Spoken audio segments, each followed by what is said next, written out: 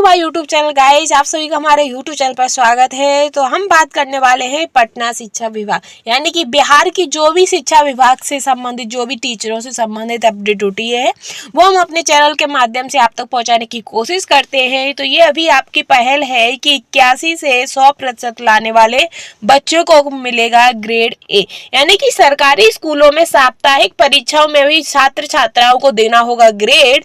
दक्ष class से कितना सुधार होगा और इसकी भी होगी जांच, यानी कि जो दक्ष मिशन चलाया गया है उससे छात्रों को कितना फायदा हो रहा है, कितना नुकसान हो रहा है, उसकी भी जांच होगी। तो पटना से ये न्यूज है आपकी कि सरकारी स्कूलों में पढ़ने वाले बच्चे कक्षा 1 से 12वीं के विद्यार्थियों के लिए साप्ताहिक परीक्षा आयोजित कराने के साथ ही मूल्यांकन के लिए भी दिशा निर्देश बिहार शिक्षा विभाग परियोजना परिषद की ओर से दिया गया है।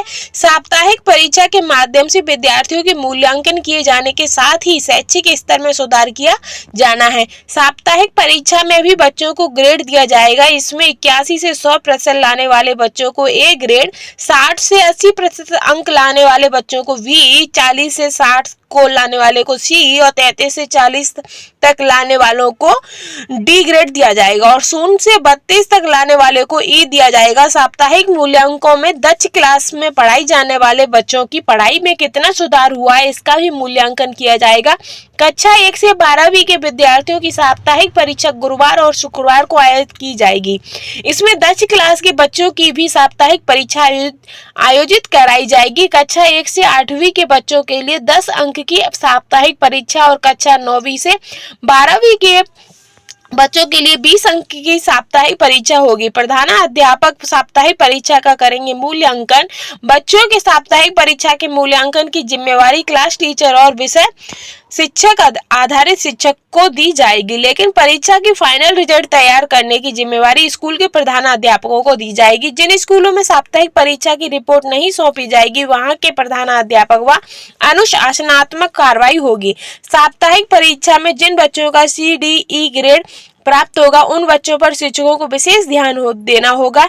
इसके साथ ही दक्ष क्लास में डी और ई ग्रेड पाने वाले बच्चों पर भी शिक्षकों को विशेष ध्यान देने और निर्देश देने की जरूरत पड़ेगी। तो 10 दिसंबर को हुई परीक्षा की आंसर की जारी, यानी कि जो आपकी 10 दिसंबर को एग्जाम हुआ था उसकी आंसर की आ गई है।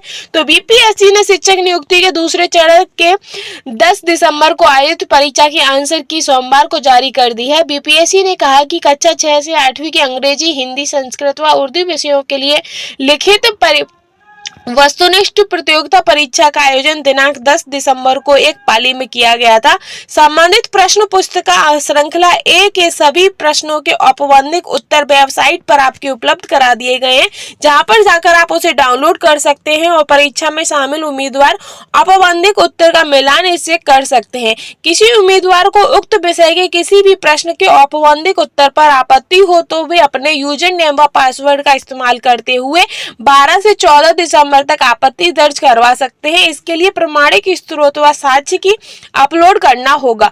औपबंधिक उत्तर में जिन प्रश्नों पर निर्धारित तिथि को तक कोई आपत्ति प्राप्त नहीं होगी तो इन उत्तरों को निर्विवाद रूप से आदर्श रूप माना जाएगा। इसके बाद ही इन प्रश्नों पर भविष्य में कोई आपत्ति का विचार नहीं किया जाएगा। तो ये आपकी आंसर शीट को लेकर और वो बच्चों की साप्ताहिक परीक्षाओं की और उनकी परीक्षा स्तर को सुधार को लेकर ही आपकी सुबह की भी लेटेस्ट अपडेट हो गई।